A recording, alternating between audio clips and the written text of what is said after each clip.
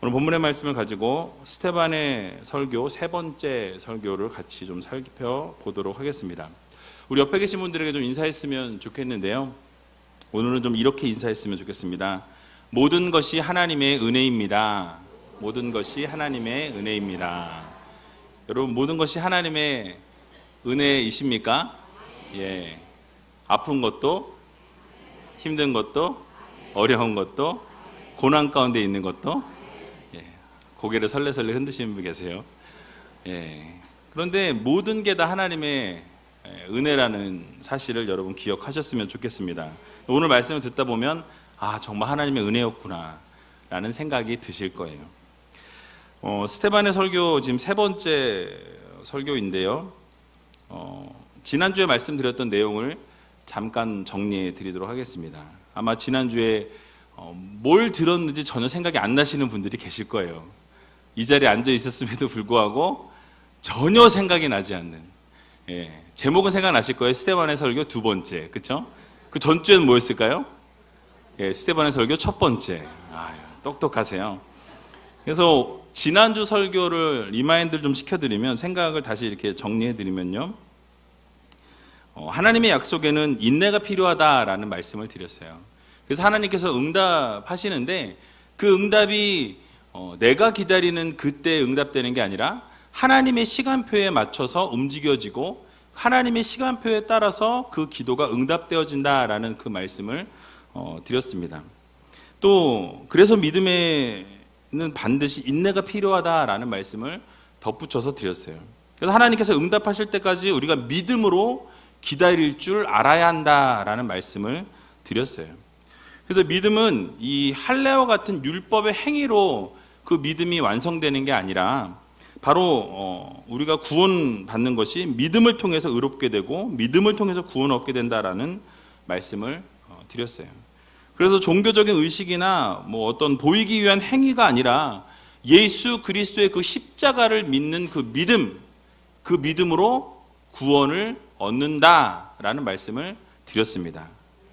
기억이 나세요? 전혀 새로우시죠? 그리고 마지막에 말씀드렸던 것은 이제 족장 시대의 마지막이었던 요셉. 이 요셉은 예수 그리스도의 모형입니다라는 말씀으로 마무리를 지었습니다. 기억이 전혀 안 나시는 것 같아요. 표정들 보니까. 이게 웬 새로운 이야기.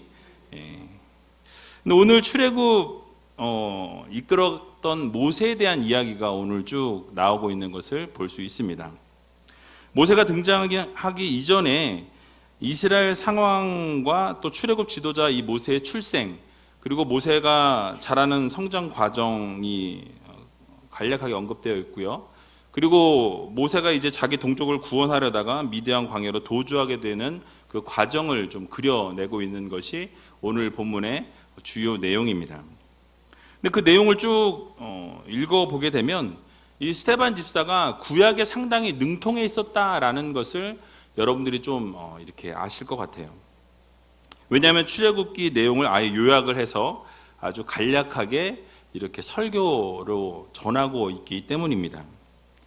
그런데 이 스데반 집사의 설교 전체 이 7장의 내용이 다 스데반 집사가 설교한 내용인데요.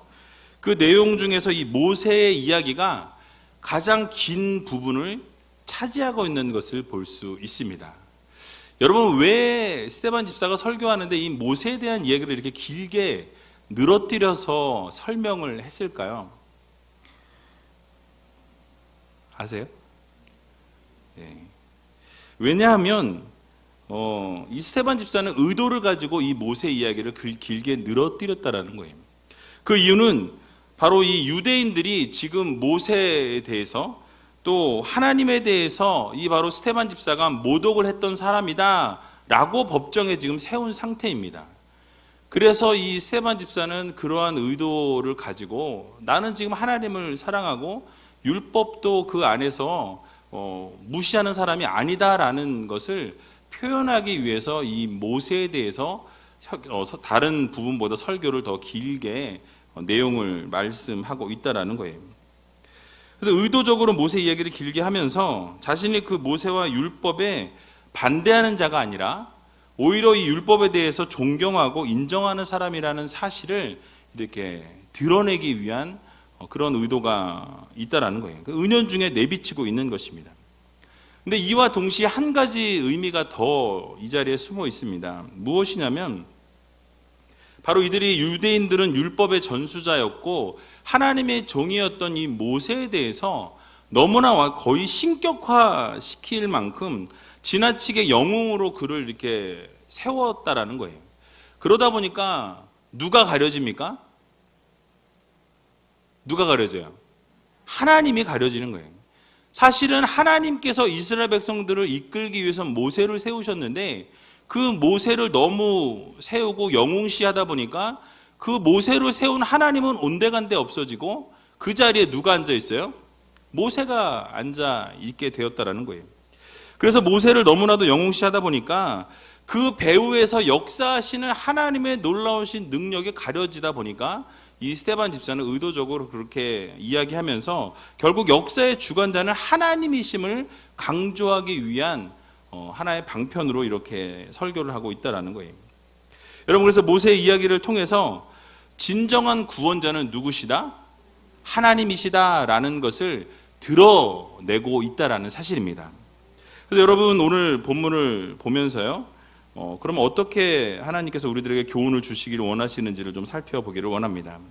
오늘 본문의 시작인 17절을 보게 되면 하나님이 아브라함에게 약속하신 때가 가까움에 이스라엘 백성이 애굽에서 번성하여 많아졌더니 라고 말씀하고 있습니다.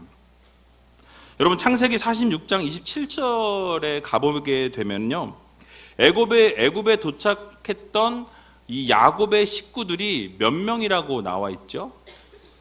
70명이라고 나와 있습니다. 70명이라고 나와 있는데요, 이제 하나님께서 약속하신 때가 가까이 오게 되니까 이스라엘 백성들이 엄청나게 번성하기 시작합니다.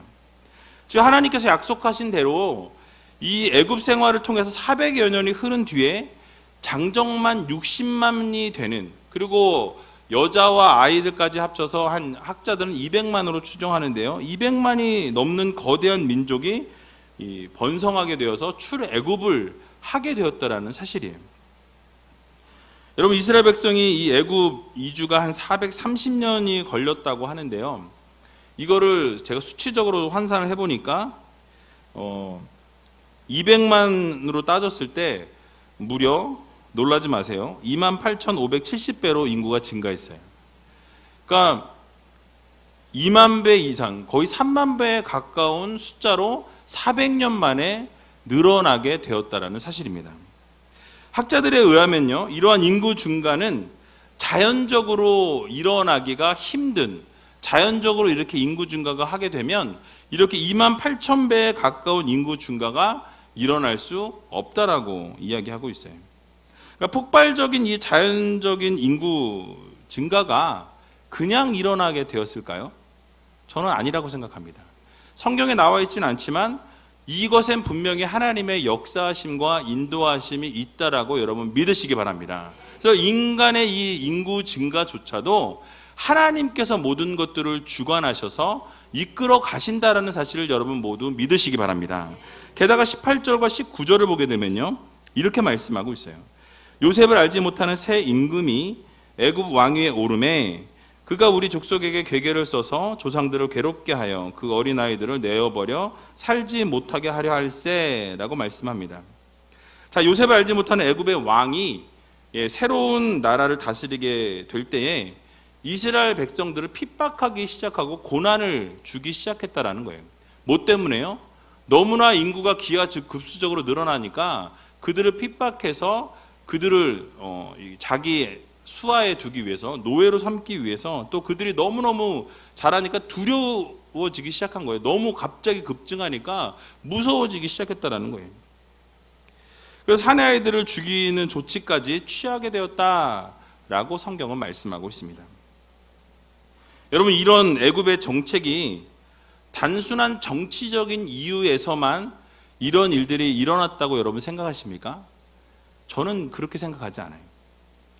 이것은 세상의 눈으로 볼 때는 자연적인 일이었고 그냥 자연적으로 정치 상황이 그러다 보니까 그렇게 사람들을 어린아이까지도 죽였다라고 이렇게 생각할 수 있으나 여러분 우리가 이 모든 일들을요 하나님의 관점에서 보면 이 모든 것은 우연히 일어나지 않았다라고 말씀드릴 수 있는 거예요.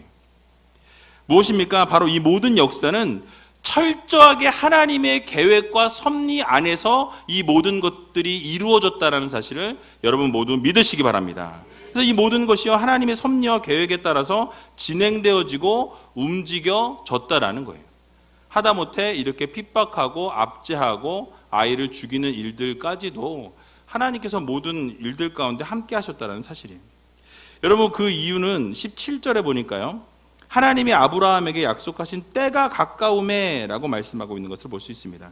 바로 하나님이 분명히 약속하시고 말씀하셨던 그때 바로 이스라엘 백성들이 출애굽하게 되는 그 때가 가까이 오자 그런 압제를 통해서 이스라엘 백성들이 출애굽을 해야 되겠다는 그 마음을 그 가운데 심어주시기 위해서 그런 상황과 여건과 형편을 조성하셨다는 사실이에요.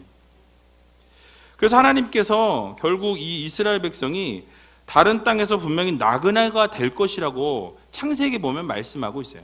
그리고 400년 동안 이스라엘들이 종이 될 것이고 그렇게 괴롭힘을 너희가 당하게 될 것이다 라는 하나님의 언약의 말씀이 이미 창세기에 기록되어져 있다라는 거예요. 그리고 그 종 삼는 나라가 결국 하나님의 심판을 받게 될 것이다 라는 말씀도 성경에 나와 있다라는 것입니다. 그러니까 이 모든 것이 뭐예요? 하나님의 주도하심과 인도하심의 역사 속에서 모든 것이 하나하나 다 정확하게 하나님이 약속하신 그대로 진행이 되어졌다라는 사실이에요. 그렇게 말씀하신 그대로 이스라엘 백성들이 기하급수적으로 인구 증가가 이루어진 것과 또 애굽 왕이 이렇게 탄압하게 된 이 모든 것이 하나님께서 출애굽을 시키시기 위한 하나의 방편으로 그렇게 이끌어 가셨다라는 사실을 우리는 믿을 수밖에 없다라는 거예요. 결국 하나님이 약속하신 때가 가까이 오게 되면서 하나님이 이러한 결과를 만들어 내셨다라는 사실입니다. 여기서 우리가 깨달을 수 있는 교훈이 무엇입니까? 바로 세상의 모든 역사는 누구에 의해서 주관되어진다? 하나님에 의해서 주관되어진다라는 사실을 여러분 기억하시기 바랍니다. 그래서 철저하게 하나님의 계획과 하나님의 섭리에 따라 모든 것이 하나님이 운행하시고 이끌어가시고 인도하셔서 그 일들을 하나님께서 모든 것들을 주관해 내신다라는 이 사실을 여러분 마음 깊이 새기시기 바랍니다. 그래서 어느 것 하나도 하나님의 뜻과 계획이 아닌 것이 없다라는 사실을 여러분 믿으시기 바랍니다. 즉 세상의 모든 역사 가운데 우연히 일어나는 것이 있다 없다? 없다라는 것을 말씀드립니다. 여러분 그러므로 우리가 이 세상을 바라보게 될 때 어떤 사건이나 역사 가운데 일어나는 일들을 보게 되면 우리가 그 일 가운데서 일어나는 그 일만 바라볼 것이 아니라 그 이면에서 역사하시고 인도하시고 움직이시는 하나님의 손길을 우리가 바라볼 수 있는 믿음이 있어야 한다는 거예요. 여러분 하나님의 구속사적인 계획과 하나님의 섭리의 그 손길을 발견할 수 있는 여러분들이 되시기 바랍니다. 그래서 마태복음 10장 29절을 보게 되면요. 뭐라고 말씀하냐면 참새 2마리가 한 아사리온에 팔리는 것이 아니냐. 그러나 너희 아버지께서 허락지 아니하시면 그 하나라도 어떻게 돼요? 땅에 떨어지지 아니한다라고 말씀하고 있는 것입니다. 여러분 무엇입니까? 참새 한 마리조차도 하나님의 허락이 없이는 참새 한 마리도 떨어질 수 있다 없다? 없다라고 말씀하고 있는 거예요. 즉 모든 것을 하나님께서 주관하시고 모든 것을 하나님이 인도하시고 모든 것을 하나님이 이끌어 가신다라는 이 사실을 여러분 모두 마음 깊이 새기시기 바랍니다. 그래서 모든 것을 다스리시고 이끌어 가신 분이 하나님이시다. 모든 것이 하나님의 주관 아래서 하나님의 인도하심 가운데서 움직여진다라는 사실을 여러분 모두 기억하시기 바랍니다. 그래서 아까 제가 초반에 물어봤던 여러분 고통에 대해서 어려움에 대해서 그것도 은혜입니까? 라고 물었던 이유가 이 모든 것이 하나님의 인도하심과 계획하심과 섭리하심 가운데 들어있다라는 거예요. 여러분에게 고통이 찾아왔고 어려움이 찾아왔다라고 한다면 그것을 통해서 하나님이 여러분들에게 이루실 일들이 있기 때문에 허락해 주셨다는 사실을 여러분 기억하시기 바랍니다. 그래서 고통과 어려움과 고난 모두가 하나님의 인도하심과 하나님의 허락하심 안에 있다라는 것을 우리는 기억해야 한다라는 거예요. 왜 하나님 나만 이렇게 고통스럽습니까? 왜 나만 이렇게 힘듭니까? 왜 나만 이렇게 어렵습니까? 라고 우리가 반문할 수 있지만 그 안에 하나님의 깊은 뜻이 우리가 그것을 그 당시에는 이해할 수 없고 그것을 받아들일 수 없을지라도 그 모든 걸음을 인도하시는 분은 여호와 하나님이시라는 사실을 여러분 모두 믿으시기 바랍니다. 그러므로 역사의 주관자 되시는 하나님께서 모든 역사를 주관하시고 섭리하시고 다스리신다는 이 사실을 여러분 모두 믿으시고 그 계획과 섭리를 따라서 믿음으로 순종하며 또 하나님께서 말씀하실 때 그 말씀대로 복종하며 살아갈 수 있는 저와 여러분들이 다 되시기를 주님의 이름으로 간절히 축원합니다. 또 오늘 본문 20절에서 22절까지의 말씀을 보게 되니까요, 이 모세의 출생과 이 특이한 성장 과정에 대해서 말씀하는 것을 볼 수 있습니다. 바로 이스라엘의 남자 아기들이 학살되고 있는 그때에 모세가 태어났다라고 말씀하고 있어요. 석 달 동안 부모의 품에서 자라게 됩니다. 근데 더 이상 모세를 키우는 것이 불가능해졌어요. 여러분들이 자녀들을 키워보셨으면 3개월 정도 되면 100일 정도까지 어떻습니까? 이거를 숨겼다라는 게 기적이에요. 그런데 3개월이 지나게 되니까 더 이상 숨길 수가 없는 환경에 놓이게 되었습니다. 그래서 결국 이 아이를 어떻게 해요? 나일강가에 보냅니다. 근데 바로의 딸이 그 모세를 데려다가 아들로 키우게 되는 것을 볼 수 있어요. 그리고 그 궁중에서 애굽의 학술을 다 배우고 그 말과 행사가 능통하였다라고 오늘 성경은 말씀하고 있는 것을 볼 수 있습니다. 여러분 오늘 본문에서 자세히 나와 있지는 않지만요, 출애굽기의 말씀을 우리가 생각해 보면 모세의 누이였던 이 미리암의 재치로 말미암아서 어떻게 됩니까? 바로 친어머니인 이 요게벳이 이 모세를 데려다가 유모로서 키우게 되는 것을 볼 수 있습니다. 젖을 뗄 때까지 유모로 양육했다라는 거예요. 그리고 이 젖을 뗀 이후에 바로의 딸에게 데리고 갔다라고 출애굽기에 나와 있는 것을 볼 수 있습니다. 아기가 젖을 완전히 떼는 시기를 한 3살 정도로 우리가 본다면요, 모세는 약 3년 동안 모친의 사랑 속에서 자랐다라는 거예요. 여러분 그 3년이라는 시간 동안 이 아이를 어떻게 키웠겠습니까? 얼마나 애지중지 키웠겠어요. 오늘 우리 백구 목장 우리 어린이집 선생님들께서 오셨는데 3살 아이들 어떻죠? 안 이뻐요? 아니에요? 아 너무 힘들어요. 근데 그 3살 아이들이 말을 알아듣는다라는 거예요. 그렇죠? 그 마찬가지로 이 모세가 3살까지 클 때에 이 신앙 교육을 요게벳이 했다라는 거예요. 그냥 듣겠습니까?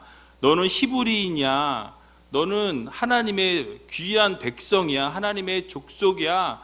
너는 애굽에서 태어났지만 어쩔 수 없이 이렇게 여기서 이런 상황이지만 너는 하나님의 자녀야. 이런 거 안 했겠어요? 계속해서 신앙교육을 3살 때까지 이 주구장창 하나님의 말씀을 막 집어넣었다라는 거예요. 여러분 그래서 유아기 때 하나님을 섬기는 히브리 민족으로서의 정신을 교육받고 양육받았다라고 말씀드릴 수 있습니다. 그리고 유아기 때부터 다른 왕실의 이 귀족들과 함께 애굽의 학문을 이제 그 이후부터 배우기 시작했다는 거예요. 그 밑에 깔려 있는 게 뭐죠? 신앙교육이 깔려 있어요. 하나님에 대한 말씀, 하나님에 대한 이해를 밑에 깔고 그 위에 학문적인 지식들을 쌓아 올리게 되는 것을 볼 수 있습니다. 여러분 그 당시 애굽은요 엄청나게 학문이 발달해 있는 곳이었어요. 과학과 수학과 천문학과 의학과 모든 과학들이 상당히 발달되어 있는 곳이 바로 애굽이었다라는 거예요.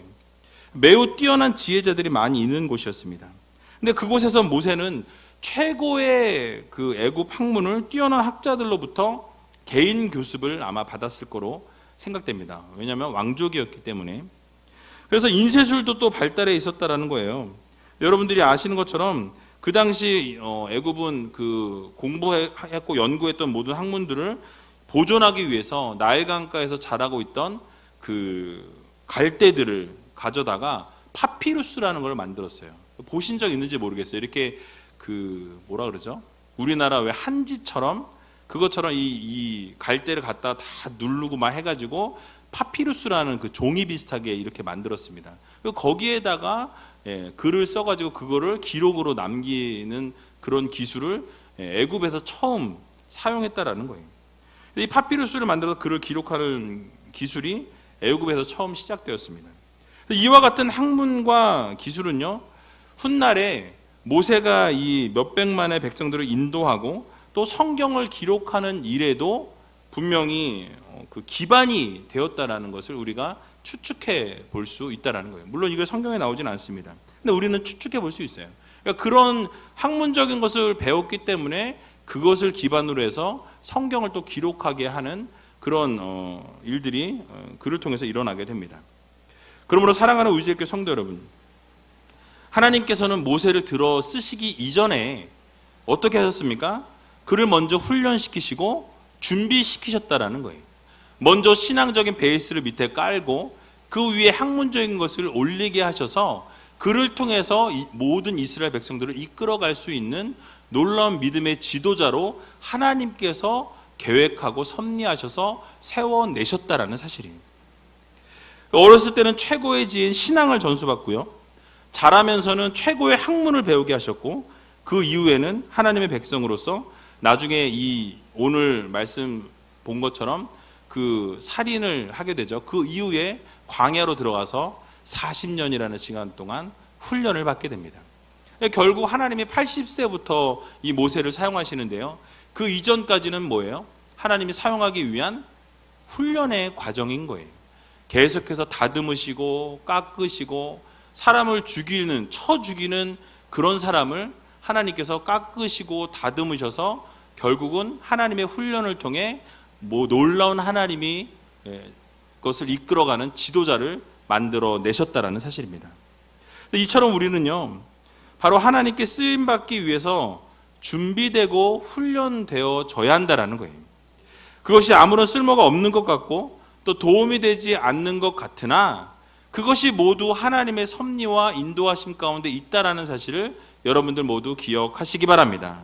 그래서 하나님께 붙잡힌 바 될 때에 합력하여 선을 이루게 하시는 하나님이심을 여러분 모두 믿으시기 바랍니다.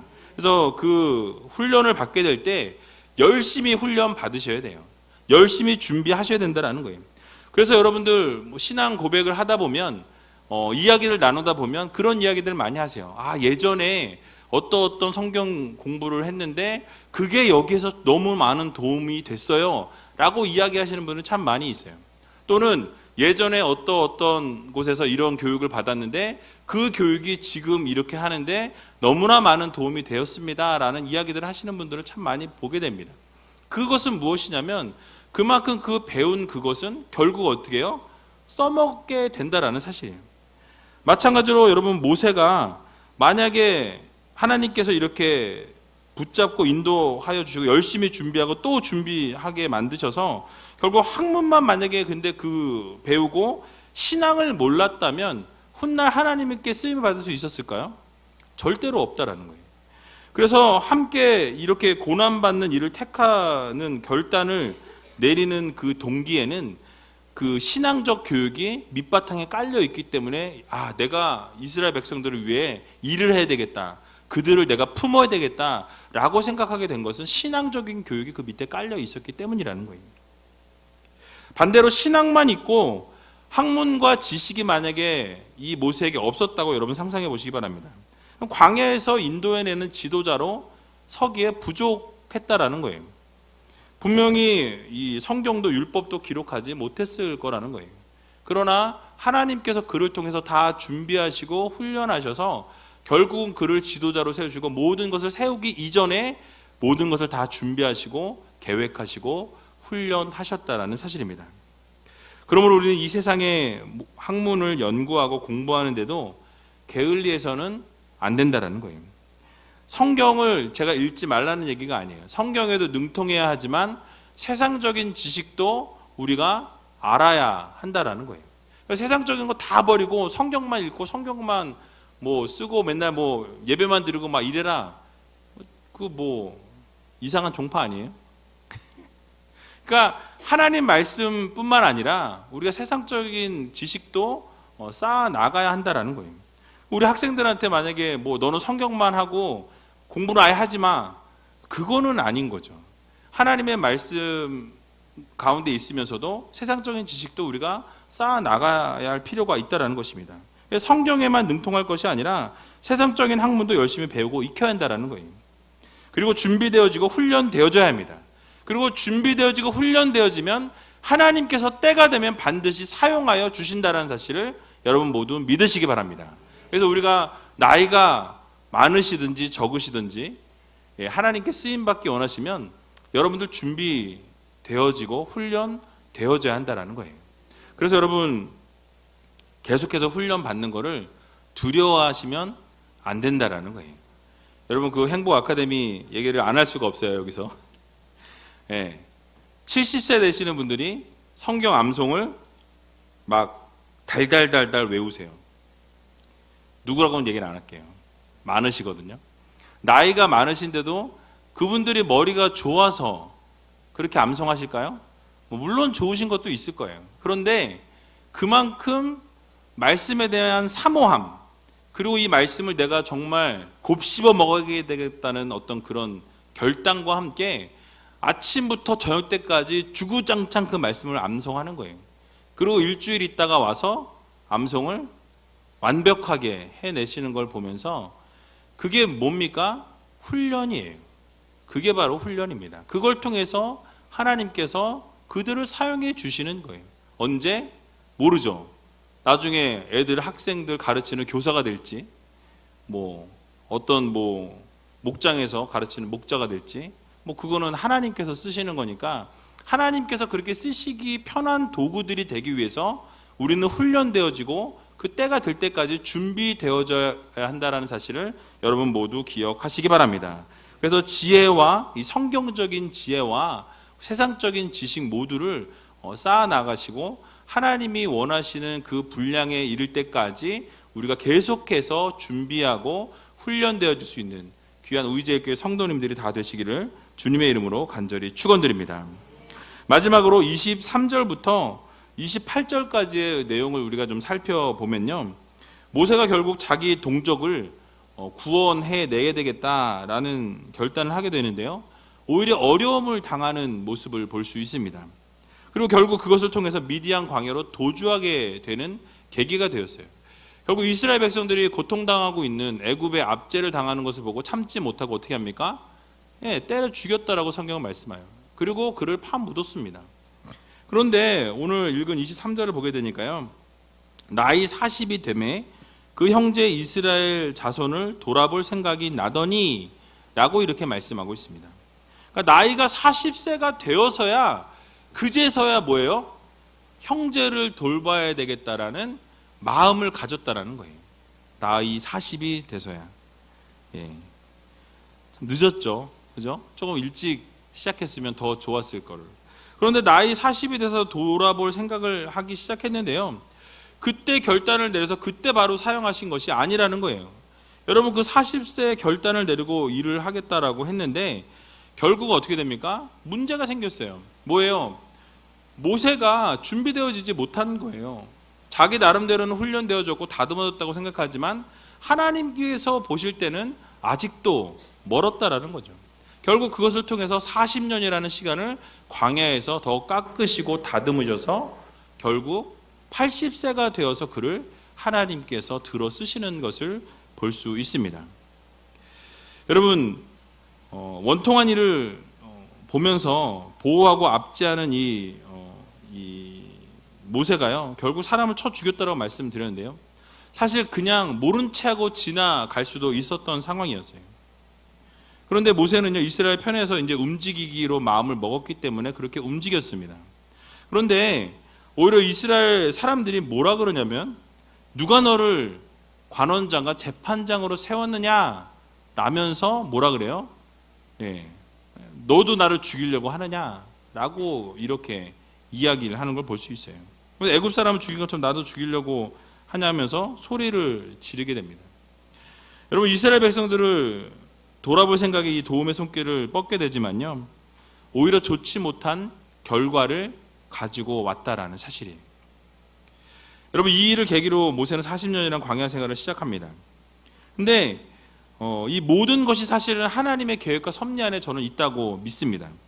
근데 이전에 한 가지 짚고 넘어가야 될 문제가 하나 있어요. 뭐냐면 바로 이 모세의 폭력과 무력, 이것은 좋은 의도와 마음을 가지고 그것을 진행했을지라도 이 좋지 못한 결과를 가져왔다라는 것.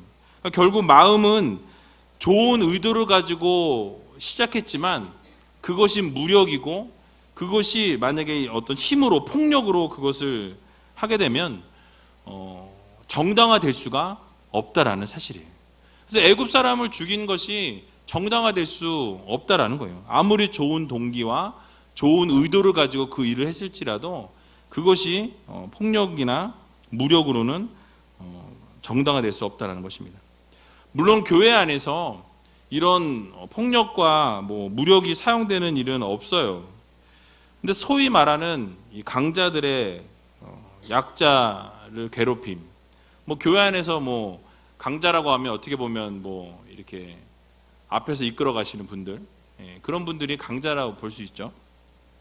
약자들에게 상처를 주거나 믿음 생활을 하는 데 있어서 오히려 도움을 주지 못하고 방해하는, 그러니까 믿음 생활을 하려고 하는데 오히려 마음에 상처를 주어서 믿음 생활을 하지 못하게 하는 그런 일들이 발생할 수 있다는 사실입니다. 그러나 이러한 것은 하나님께서 결코 기뻐하지 않으신다라는 사실이에요. 그러므로 우리 모두는요, 이러한 모습이 아닌 사랑으로 섬겨주고 사랑으로 감싸 안아주는 그런 공동체가 되어야 한다는 사실을 여러분 모두 기억하시기 바랍니다. 그래서 우리 모두는요, 서로 사랑으로 대할 수 있는 공동체가 되어야 돼요. 바로 예수님께서 원수를 사랑하라고 말씀하셨고, 또 예수 그리스도께서 자기를 향해서 죽이라고 외치는 자들을 오히려 용서하시려고 하셨던 그 주님처럼 우리도 우리가 원수까지 사랑하는 거 쉽진 않습니다. 그러나 그렇게 살기 위해서 몸부림치는 그런 성도들이 되어야 한다는 사실을 우리는 기억해야 할 것입니다. 그래서 원수를 사랑하신 예수님을 기억하면서 언제나 주변에 있는 우리 성도들을 사랑으로 품어주고 또 사랑으로 이해해주고 감싸 안아줄 수 있는 그런 우이제일교회 공동체가 되어야 한다는 거예요. 결국 그렇게 사랑으로 품어주고 안아주게 될 때 교회는 건강한 교회로 또 행복한 교회로 세워질 수 있다는 이 사실을 여러분 기억하시면서 날마다 주변에 있는 분들을 더 섬겨주고 더 사랑해주고 더 감싸 안아줄 수 있는, 내 자리에서 그들을 누를 수 있는 자리에 혹시 계신 분들이 이 자리에 앉아 계시다고 한다면 여러분들이 오히려 그 자리에서 그 위치로 누르는 것이 아니라 정말 여러분을 사랑으로 안아주고 사랑으로 품어줄 수 있는 그런 저와 여러분들이 다 되시기를 주님의 이름으로 간절히 축원드립니다.